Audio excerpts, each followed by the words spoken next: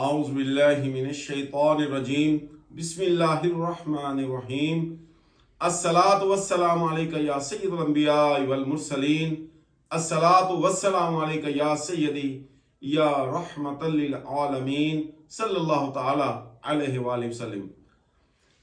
جناب حضرت امام جعفر صادق علیہ السلام اپنی کتاب میں فرماتے ہیں کہ میں نے خواب میں سیدہ کائنات سیدہ صائمہ طاہرہ مطہرہ سیدہ فاطمہ الزہرا رضی اللہ تعالی عنہما کو دیکھا تو آپ کی گود میں ایک جانب حضرت عبد القادر جیلانی بیٹھے ہیں۔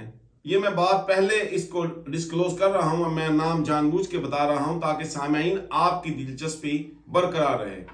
اور دوسری جانب گود مبارک کے دوسری جانب علی احمد صابر کلیر شریف رحمۃ اللہ تعالی بیٹھے ہیں۔ میں نے پوچھا اما حضور یہ دونوں بچے یہ کون ہیں؟ تو آپ نے فرمایا کہ اے میرے بیٹے، یہ مجھے اللہ رب العزت نے حضرت امام حسن اور حضرت امام حسین علیہ السلام کے بدلے میں عطا کیے ہیں۔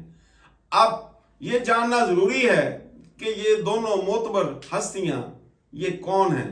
جناب حضرت عبد القادر جیلانی رحم اللہ تعالی نجیب الطرفین سید ہیں، اور میں صرف 2-3 باتوں میں آپ کا ذکر کروں گا، ویسے تو بہت لمبی بات ہو جائے گی۔ آپ نجیب الطرفین سید ہیں، یعنی کہ والد اور والدہ ماجدہ دونوں جانب سے آپ کا سلسلہ نسب جو ہے وہ حضرت علی کے ساتھ جا کر ملتا ہے۔ اور جو حضرت علی احمد صابر کلیر شریف والے ہیں، آپ کا تعلق چشتی صابری سلسلے سے ہے، اور نسبی طور پر جو ہے وہ آپ کا تعلق حضرت امام سیدنا امام حسن علیہ السلام کے ساتھ جا کر ملتا ہے۔ اب آپ اس مختصر تعارف سے ان دونوں شخصیات کا تھوڑا سا آپ کو اندازہ ہو گیا ہوگا۔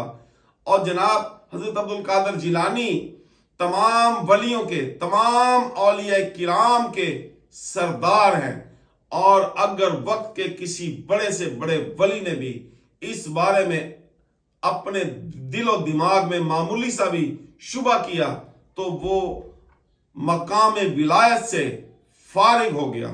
اللہ تعالیٰ کے حکم کے ساتھ آپ کا اتنا بڑا مقام ہے۔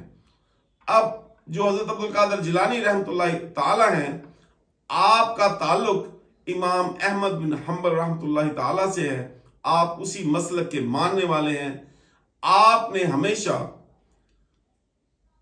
حضور نبی کریم صلی اللہ تعالی علیہ وآلہ وسلم کی محبت کے بعد جس چیز کو سب سے زیادہ اہمیت دی وہ اللہ تعالیٰ کی وحدانیت کے اوپر آپ نے ہمیشہ بہت زور دیا۔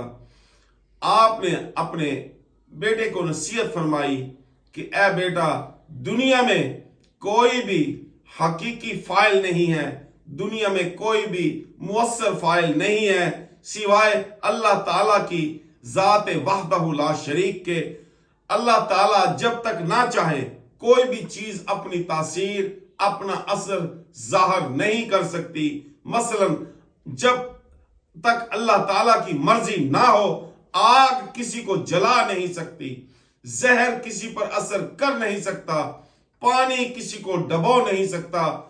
تو اس سے ایک بات بہت واضح ہے کہ جو کچھ بھی مانگنا ہے وہ ہمیں اللہ رب العزت ہی کی ذات سے مانگنا ہے، اور وہی اعلیٰ ذات پاک ہے جو ہمیں ہر چیز، ہر نعمت سے نوازتی ہے۔ لیکن اس کے ساتھ ساتھ ہمیں حضور نبی کریم صلی اللہ تعالی علیہ وآلہ وسلم کے ساتھ محبت اور ادب کو ہمیشہ ملحوظ خاطر رکھنا ہے، ورنہ ایسا نہ ہو کہ ہمیں معلوم بھی نہ ہو اور ہم ایمان سے فارغ کر دیے جائیں۔ اللہ تعالیٰ سے یہ التجا ہے کہ وہ ہمیں دین کو صحیح سمجھنے کی توفیق عطا فرمائے، اور ہمیں اپنے در کے سوا کسی دوسرے کے در کا کبھی محتاج اور منگتا نہ بنائے، اور ہمارا خاتمہ بالایمان فرمائے۔ آمین ثم آمین، وما علینا الا البلاغ۔